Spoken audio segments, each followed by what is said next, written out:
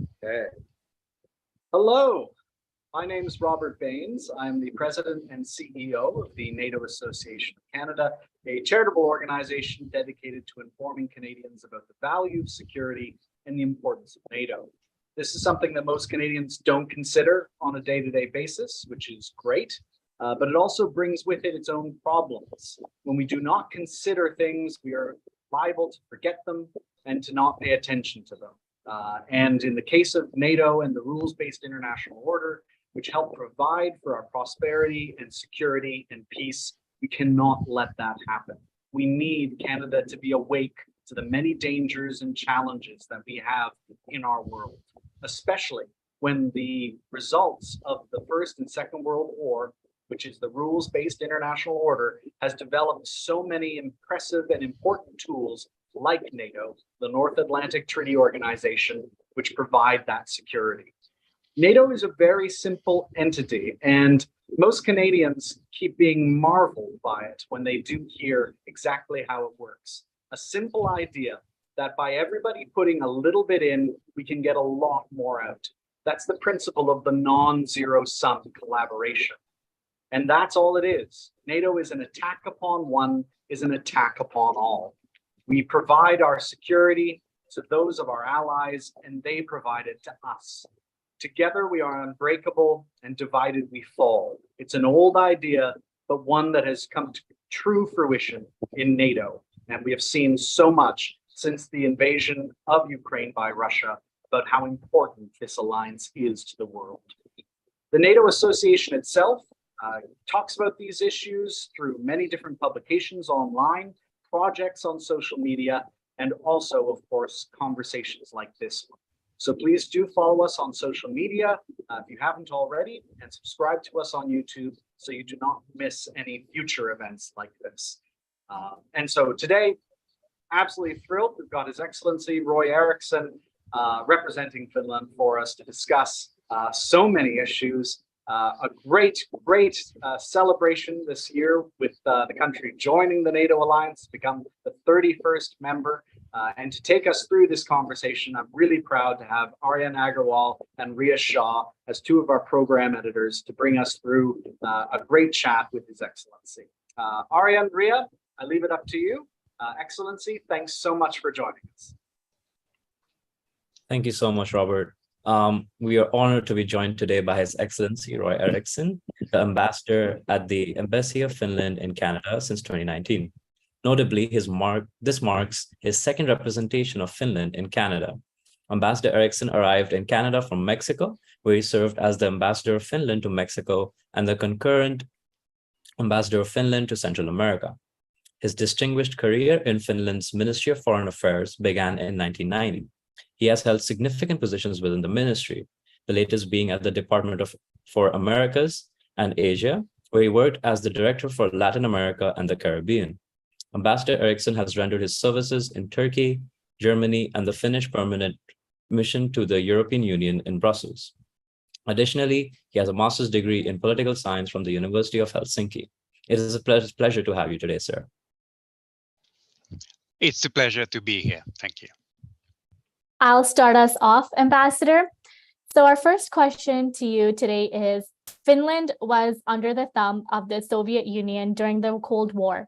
In return for neutrality, Finland was allowed to develop its own domestic policy and economic system, as long as it did not go against Russia on foreign policy. It's ironic, therefore, that Finlandization, a term long associated with that compromise, now contrasts with Helsinki's newly adopted foreign policy position of NATO membership. Considering this shift, what are your thoughts or observations on this historical irony? Well, thank you. That's a very good question. And it is true that Finland pursued a policy of neutrality during the Cold War, and this served us very well at the time. We were able to develop our market economy-based society and traded with both East and West. However, the situation changed dramatically when Russia attacked Ukraine in February 2022.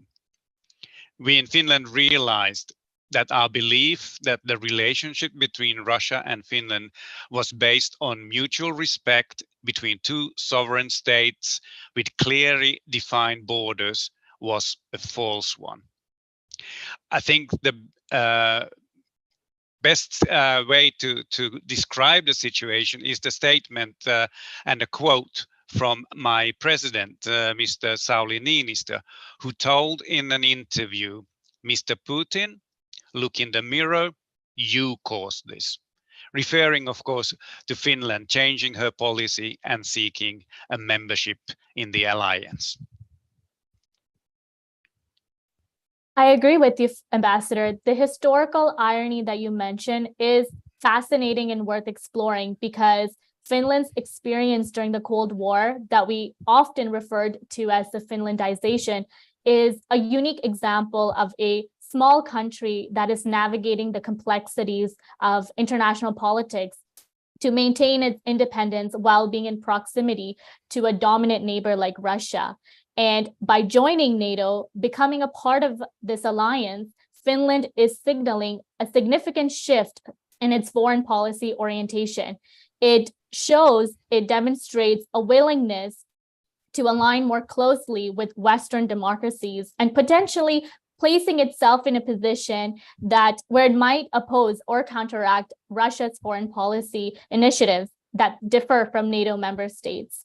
And also, the shift in Finland's foreign policy reflects the changing geopolitical dynamics as well. That is true, and I would have to underline that even though we were not partners or allies in the NATO, we have always had a Western liberal society based on democracy, and during the Cold War, as was mentioned, we had to walk a tight line on not provoking Russia so that they would threaten our security in any way. But we are very happy now to be fully fledged member of the Western Bloc, so to say, and we have no different values from any others who are in the alliance. So I think we've finally taken the last step to make it official that we do share all the same values as all the other liberal democracies. And we are happy that now Finland has officially joined NATO, has become part of this alliance, which is significant, while at the same time, this shift does not diminish the historical significance of Finland's past experiences with Finlandization. That period in Finnish history was a delicate balancing act, and it allowed the country to maintain its stability during a tense and polarized time in global politics. That's a very good summarization of the situation. Yes. Thank you so much, Ambassador. Following up on that, given Finland's historical policy of neutrality, how do you perceive NATO's membership affecting the country's role in the international community going forward? What repercussions could this have on Finland's foreign relations with non-NATO members around the world? Well, I can say from my personal experience that our membership has been very warmly welcomed. One colleague, in fact, said that what took you so long, meaning that there was an expectation that Finland would join earlier. But our path towards NATO, as many would think that it happened quickly, that we just decided last year to apply to join the alliance. But if you look back in history, actually, there have been small incremental steps that we have taken preparing for this possibility to become a fully fledged member in NATO. We've been cooperating with NATO for nearly 30 years, and since Russia annexed Crimea in 2014, we started to work even closer with NATO. So it wasn't really a sudden change. It has been something that was in the pipeline and was worked with the Finnish government. But it is too early to draw any conclusions from what the global south might think about our NATO membership. Although I have to say I haven't come upon any negative comments so far. Our foreign policy values do not change. We still promote a rules-based international order, gender equality, and human rights. And if you take Norway as an example, it is a founding member of NATO, but it has also a very strong international profile as a mediator in conflicts. Therefore, I do not expect any bigger repercussions from our membership in the alliance from those who are not in the NATO.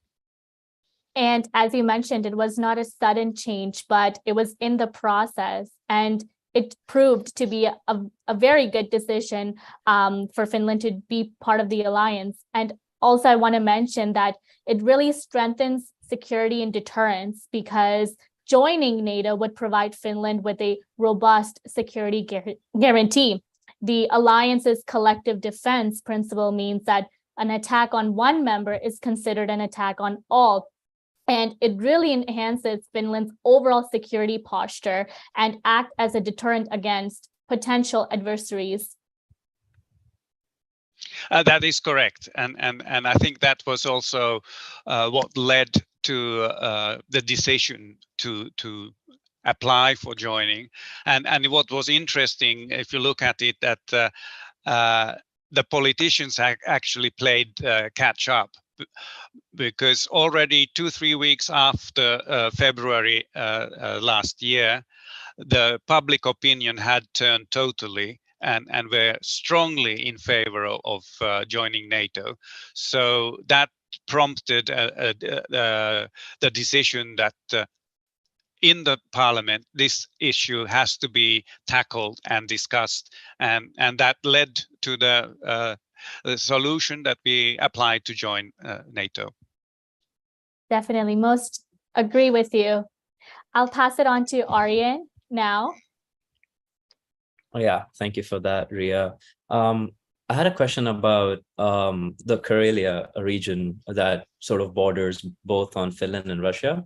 So they both share the Karelian region, and where some of the people have reportedly been distressed by Finland joining NATO, they talk about how it seems to be they don't need it because there were very peaceful ties between Russia and Finland around that border in the Karelia region. So how has the Finnish public responded to Finland's NATO membership, and how do you plan to address concerns or opposing voices by segments of the population like the Karelian population?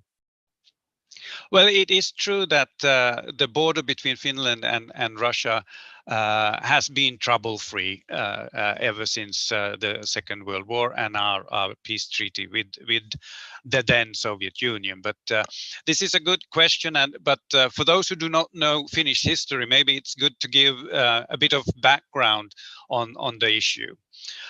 Finland lost in the Second World War to the Soviet Union, and in the peace treaty we ended up ceding territory to the Soviets. We lost about 10% of our land area, mostly in Karelia, but we repatriated all those who wanted to move to Finland. In fact, we repatriated 400,000 Karelians, which at that time was about 10% of our population.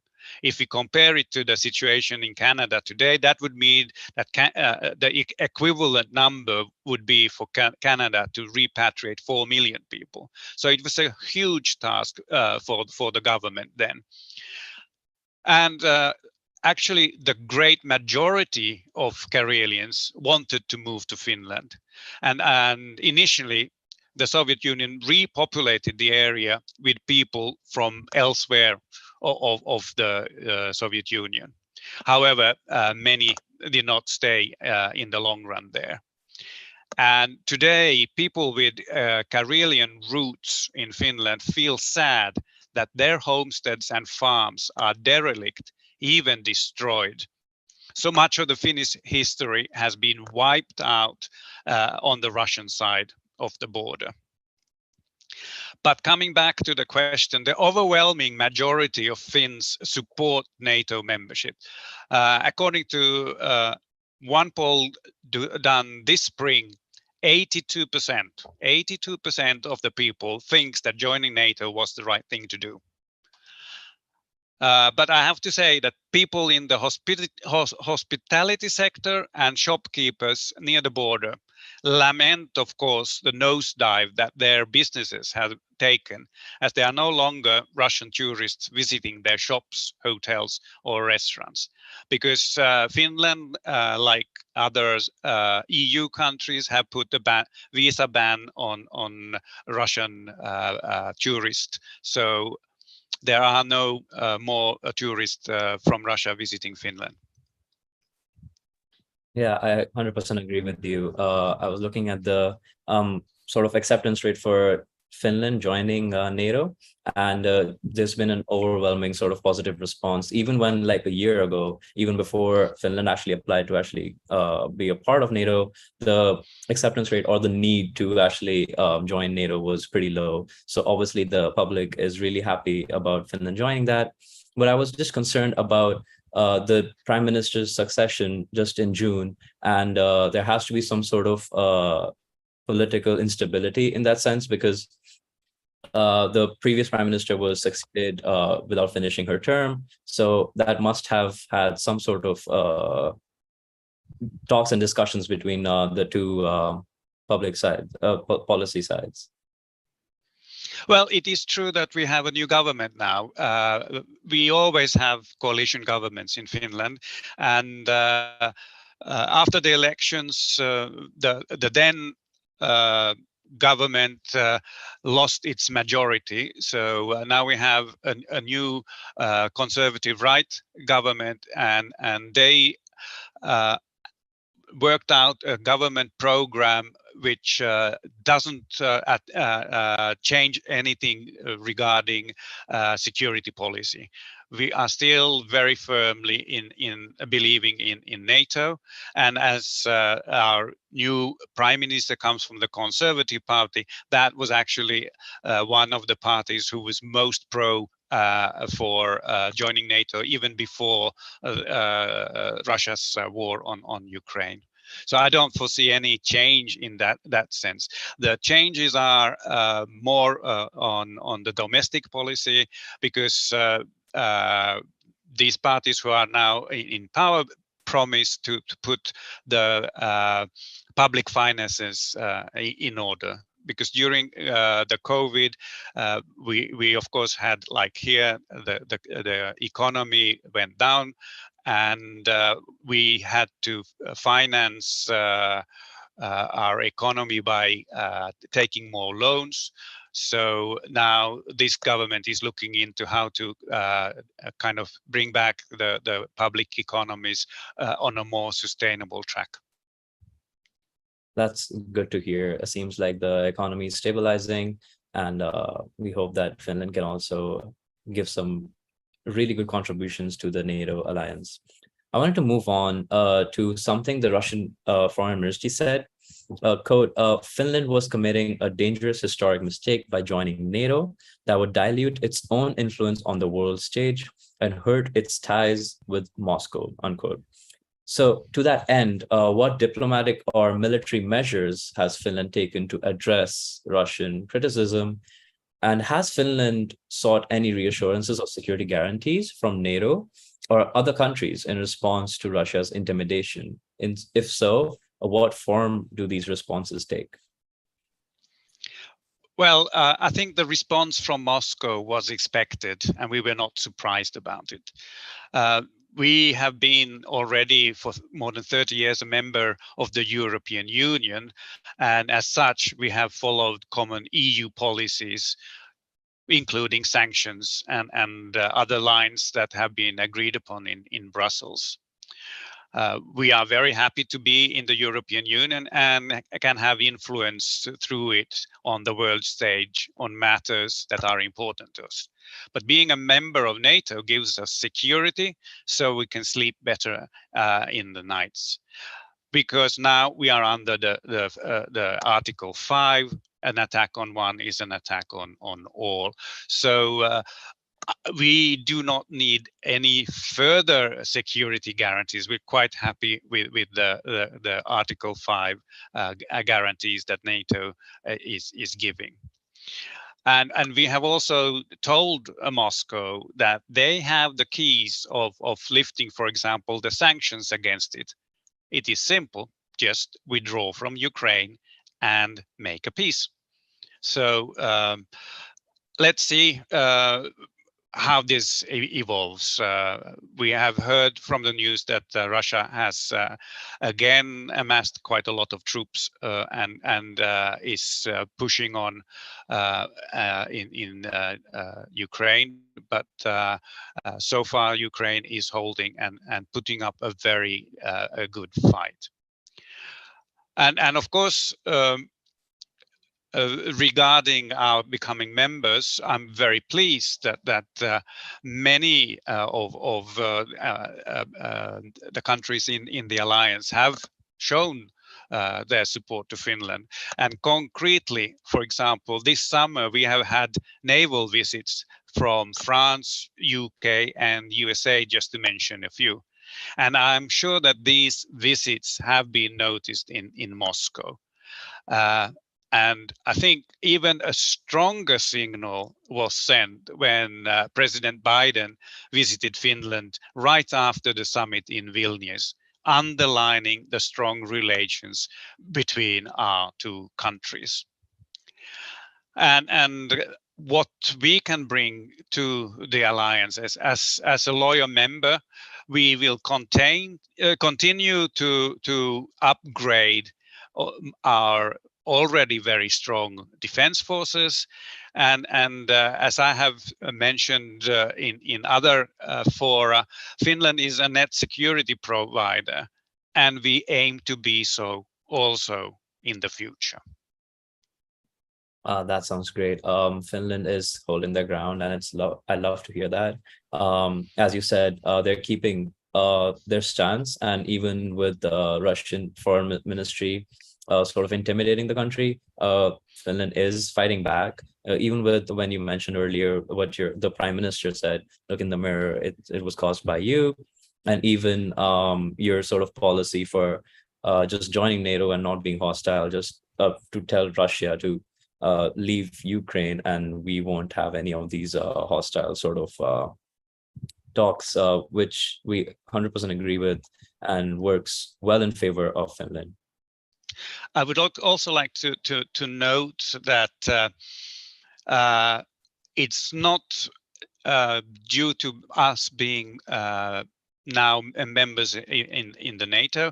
It is because of its aggressive war on Ukraine and the developments after that unfortunately our bilateral relations between Russia are possibly the worst that they have ever been since the Second World War.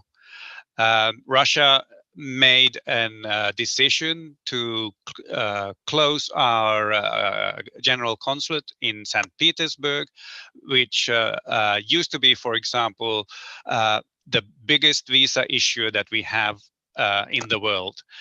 So, of course, this hampers any possibility to have grassroots contacts with Russian people, and we have decided based on this, that we will also close the Russian consulate in Turku, which is the kind of the sister equivalent to what St. Petersburg was to us. So it is unfortunate, but because it is good to have a channels open to have a dialogue, but it seems that Russia is taking steps to make it hard to continue with this. And you're absolutely right, Ambassador. Finland has remained its strong stance with NATO, as it should be.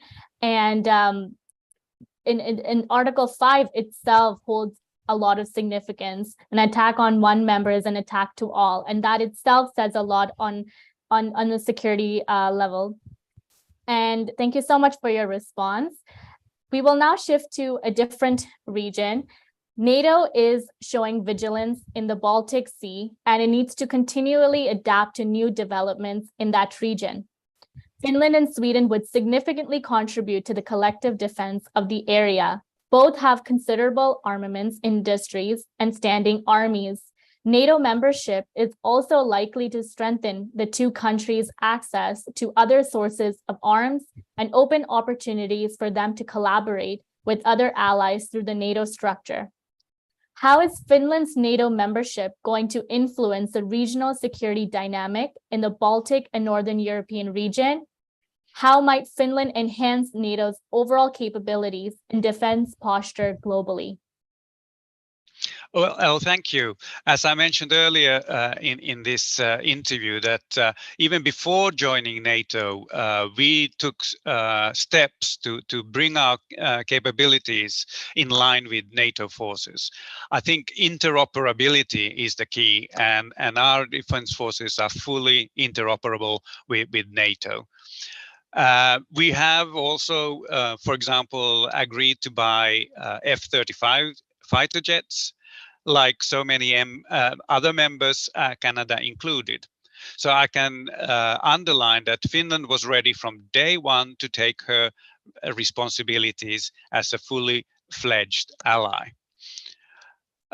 With Finnish membership in NATO, in our view, the stability in the Baltic Sea, as well as Northern European region, will be strengthened, and the stability will be increased because the threshold for an armed conflict is higher. We hope, of course, that Sweden can join as soon as possible, as this would complete the picture and increase the depth of the defense parameters. This would also help in formulating the best overall plans for the region. But besides a strong defense force, Finland will bring to the alliance knowledge on how to counter hybrid threats, knowledge of cyber defense, as well as other emerging technologies. Finland's membership will strengthen NATO's global efforts to promote stability and strengthen the fight against terrorism. I agree with the ambassador.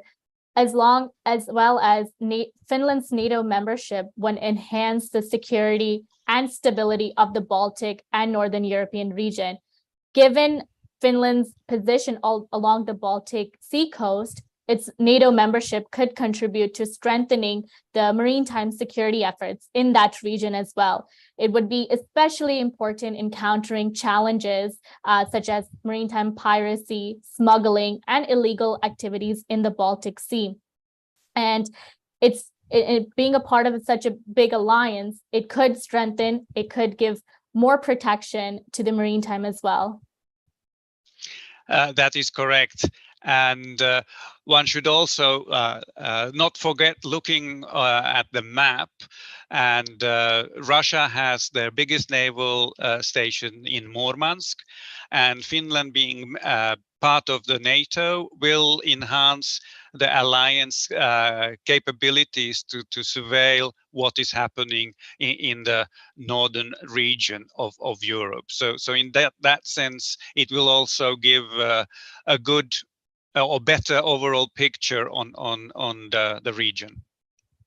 And also, in addition to this, we need to really highlight that Finland's well-developed defense industry and well-trained armed forces could significantly enhance NATO's overall capabilities, in addition to protection in the Baltic Sea region, but also highlighting that Finland's advanced technology and expertise could contribute to the alliance's effort in areas such as cybersecurity, intelligence sharing, and military technology advancement as well. That is correct. We are a nation of engineers, and we do like to tinker with things and do inventions, and we're quite strong on anything that has to do with communication. Definitely. That's great, Ambassador. Thank you for that. Moving on away from the Russian side, NATO is a predominantly North Atlantic alliance with many partnerships around the world. Since the dissolution of the Warsaw Pact, NATO has extended its function to operations outside of Europe. In the NATO 2022 strategic concept document released in June last year, NATO pointed out that Russia is the biggest direct threat and named China for the first time as a systemic challenge to NATO. The document also claimed that the situation in the Indo-Pacific region has a direct impact on Euro-Atlantic security. How does China perceive Finland's NATO membership in terms of regional security dynamics in Northern Europe? And what implications could Finland's NATO membership have on China's economic and strategic engagements with Finland and the broader European region? Well, first I have to state that I'm not an expert on China, but I think China was surprised over the Western resolved and united front when Russia attacked Ukraine. And I believe that for China, Finland being a member of the European Union is of more importance than our membership in NATO. The Finnish Foreign Ministry did earlier this year a study on Finnish trade dependencies regarding China, because China is one of our biggest trading partners, and our trade balance is hugely in China's favor. There is, however, no movement of decoupling from China, as the trade is seen to be beneficial for both of us. And commercial dependencies are in most cases mutual and mutually beneficial. At the same time, it is important to map dependencies that are considered strategic or harmful. Although China has informed recently that it will restrict the export of some critical material needed in the green transformation. And this is, of course, something we need to look at together with our EU and NATO allies, because it will have repercussions on our economies and our security. I agree with you 100%. When you mentioned about the economic dependence on China and how it may be positive in their favor, but Finland has huge economic partnerships with Germany and Sweden, and joining NATO alliance also allows you to have more economic independence and get more sort of trade liberalization with the entire bloc, right? So that helps you work on your sort of economic independence, economic stability, and so helps you in the geopolitical balance as well, with China getting so much closer and having the best ties they've had ever with Russia. You get some sort of stability with joining with NATO, and even as a part of EU, you have sort of the defense and sort of the backs of all the countries that are in alliance with us. Even as an influence in international forums, with the sort of NATO referring to China as a systemic challenge, it's much better for Finland to sort of have their own stance. And as you've mentioned already in this interview, they have a strong stance against Russia and any of the problems that come with it. And even China might look at it and sort of based off any ideas they may be having, and they know that Finland is a strong sort of part of NATO. Yeah, that is true, and of course we are following closely what is happening in the world, because what seems to be happening is kind of the world dividing in two camps, and we will work especially with the European Union, because mostly our relations are trade-based. But of course, we have to take into consideration security issues as well. So as a political science background, I'm of course very interested to see how this is developing, and will there be a clear-cut two-based world order, or can we find a third way somehow? 100%. I think a lot of political science students and fanatics are thinking of the same. So now, with Finland now a part of NATO, do you expect Finland to participate in the NATO Enhanced Forward Presence, also known as EFP, to reinforce NATO's frontline defenses from the east? And what kind of impact do you envision Finland having on the EFP? Well, Finland, like other allies, participates in some peacetime defense functions. Decisions on our national participation will be made in due course.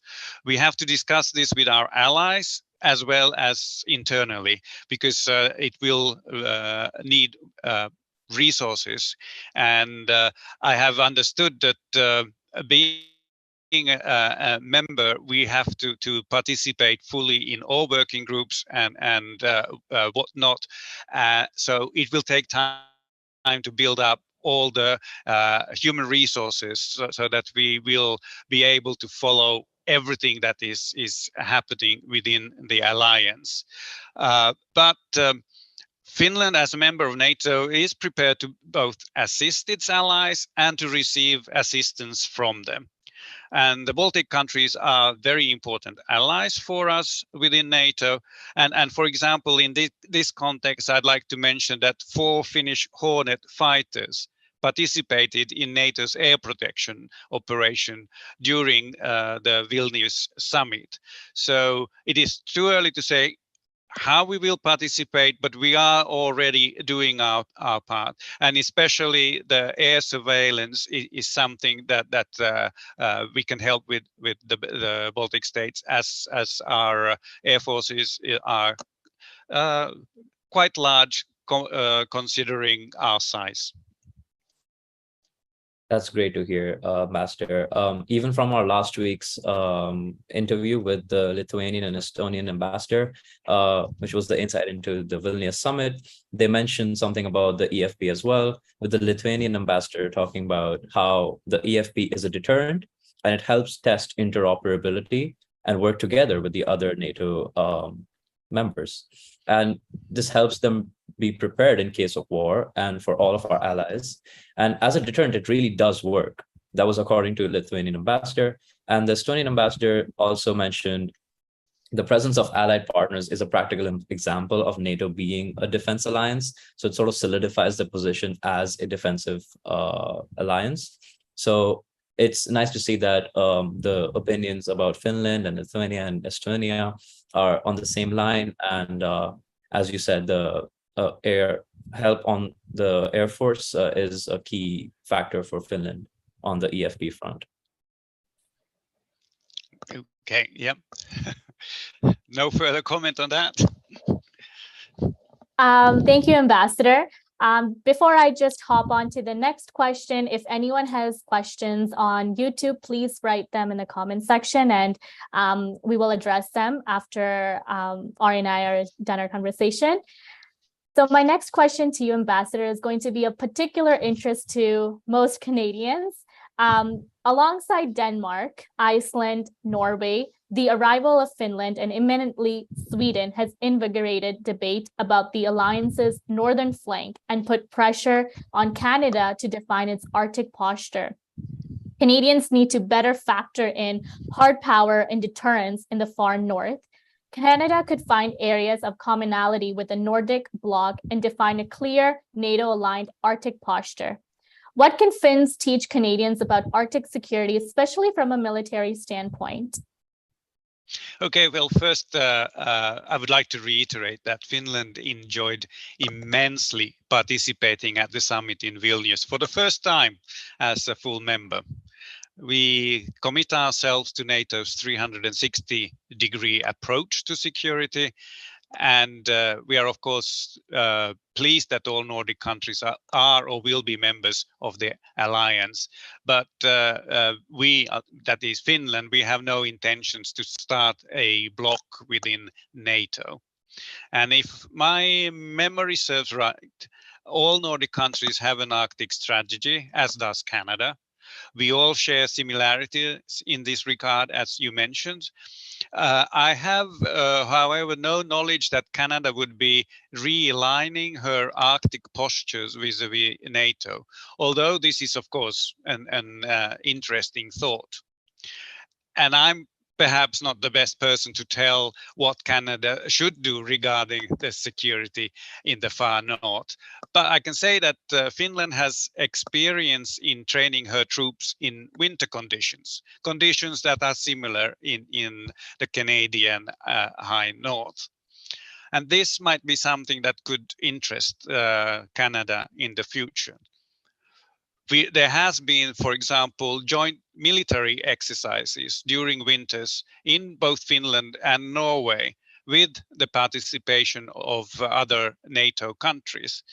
But according to my knowledge, Canada has not yet taken part in these. So that could be something concrete to ponder upon. Absolutely, Ambassador. Finland's military has extensive experience in conducting operations in cold weather conditions. And Ari and I have come to know that an example of this is the Jaeger Brigade's Arctic training professionals that are trained in the winter warfare course in Sodankylä, which happened this year in 2023. And the purpose of having this course for professionals is honing military skills in winter that teach participants personal survival skills, combat techniques, and make the participants understand the effect of winter conditions on a unit's performance capability and the way of conducting tasks that in extreme Arctic environments. And that is an exceptional way Canadians can learn that will benefit from understanding Finland's expertise in operating and maintaining military equipment and infrastructure in such extreme weather conditions. And Finland has that experience. They have exceptional military troops, as you said, joint military training exercises that is dedicated and designed to participate and experience, understand how to combat techniques in cold, extreme weather conditions. Yeah, that's true. Many don't think about it, that the weather conditions have actually a huge impact on the capabilities of soldiers to function. If you don't function that into the calculations, your targets might be quite far off, because the weather conditions affect the possibility to, for example, track from place A to B. It takes a lot longer, and also you have to factor in that the machinery that you are using, they have to be such that they also can operate in extreme cold conditions. And you're right, many do underestimate the harsh winter condition, and it does affect the body both externally and internally. But Finland has invested in modernizing and enhancing its Arctic military capabilities. And when I say that, I mean specialized equipment, training facilities that are tailored just to Arctic conditions.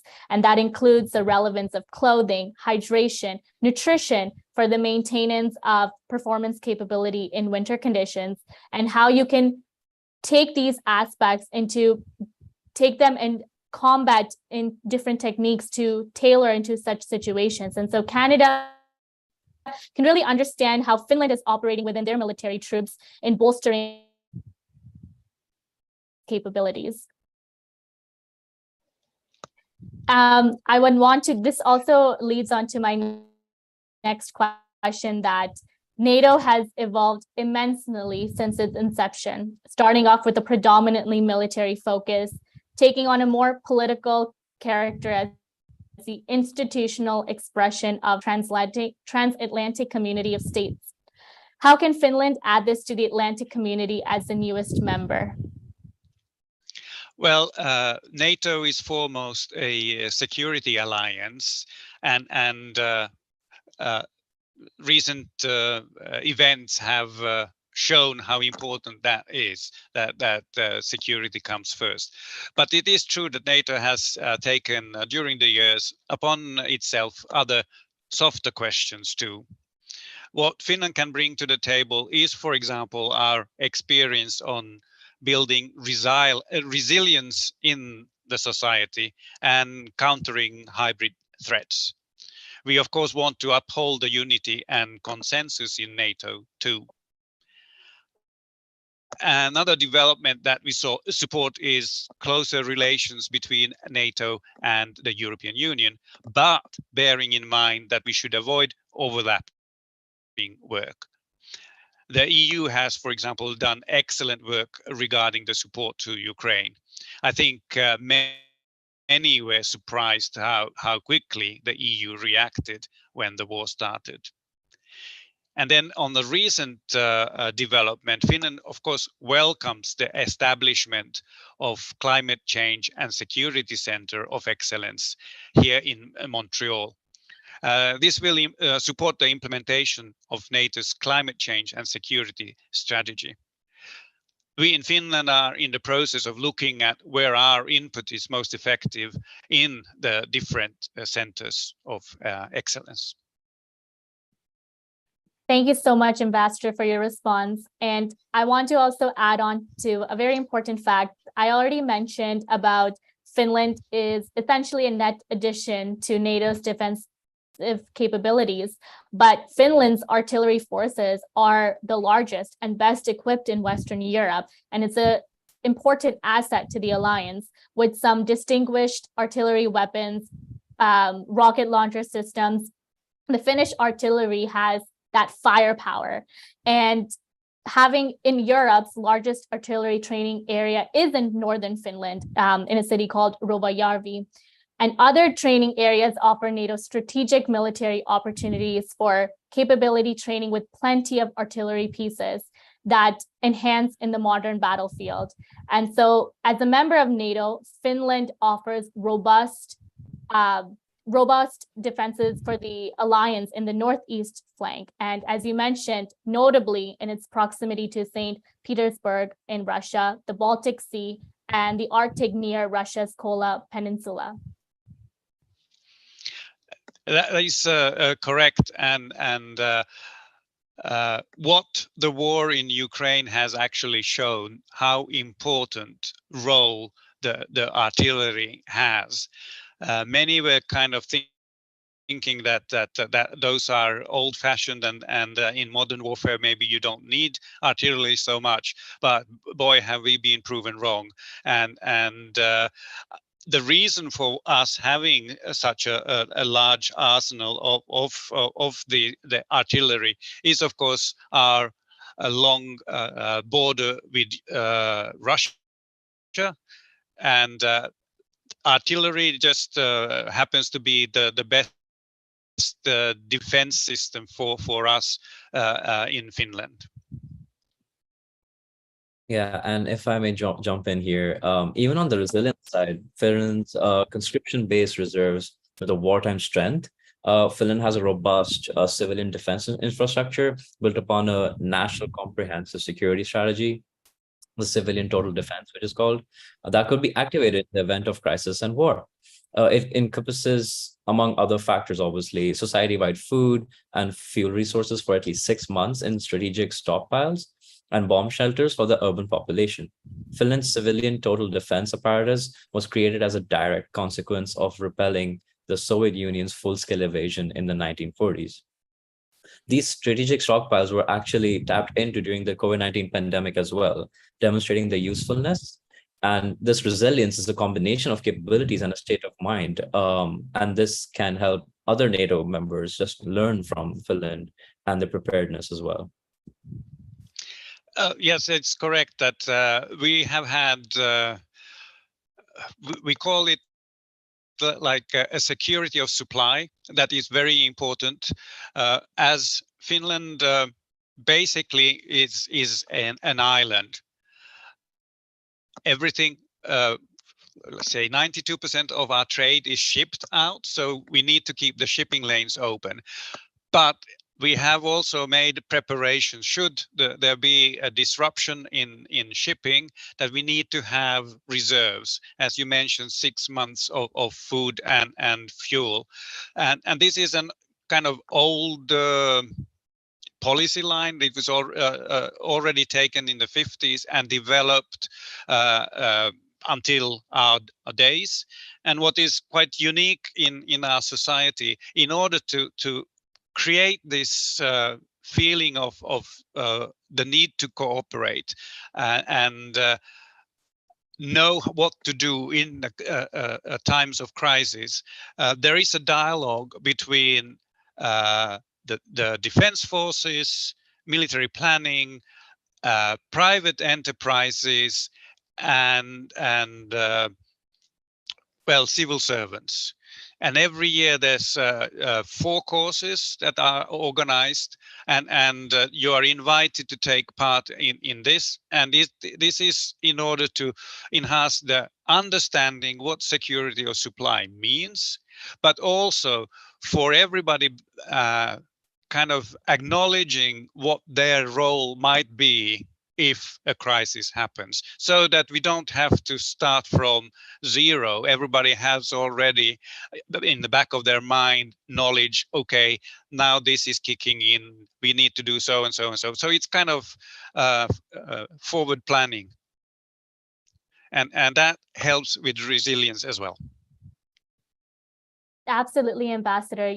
The part where you mentioned about forward planning and not essentially just starting from zero and moving up to know how to operate in a crisis. But Finland, one amazing thing about Finland is that Finland does have a history of constructive diplomacy and crisis management. They often act as a mediator in international conflicts, and that is also the concept that Arjen brought in about civilian total defense, that Finland exactly knows that because of the system that they have initiated in crisis management, they know exactly how to start off. They know how to operate because they've been trained in that way. They have experience in that way. Its experience in navigating complex diplomatic scenarios can be valuable in enhancing NATO's role as a political alliance that promotes stability, security, and resolution of disputes through dialogue and negotiation.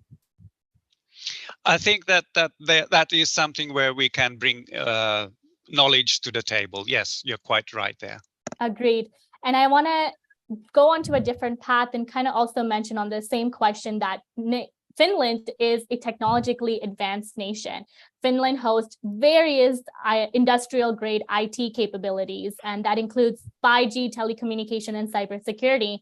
And as Finland joins NATO, the alliance will also gain a major provider of 5G infrastructure. And most of us know here that Nokia is one of the 3 major companies providing such infrastructure in Finland. And so that is a huge asset that Finland brings to NATO on the table. That is true, but Nokia is actually a global operator, and I'm very pleased that Nokia decided earlier this year to invest in their research facilities here in Canada.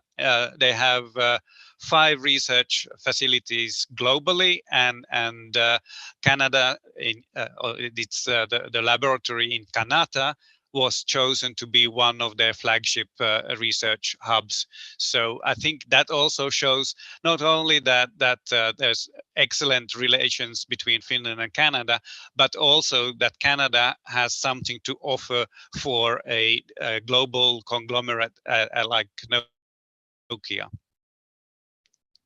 100%, Ambassador. Nokia is a big part of Canada and Finland, and it helps sort of strengthen the ties as well.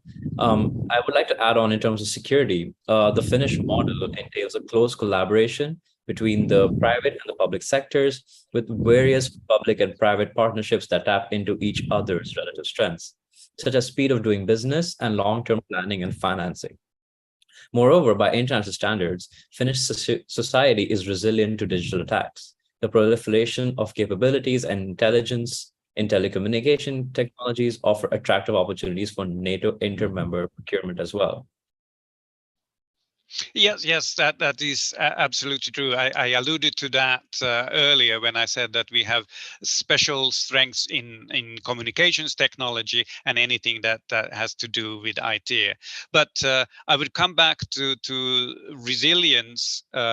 That I think one important thing why our society is so resilient and is media awareness that is taught already at school from a young age, so that people have kind of a understanding that what is written on the internet is not necessarily true, that the so-called fake news. So it's very much, it's harder to influence Finns on following something that ain't true, because they have this education on media awareness.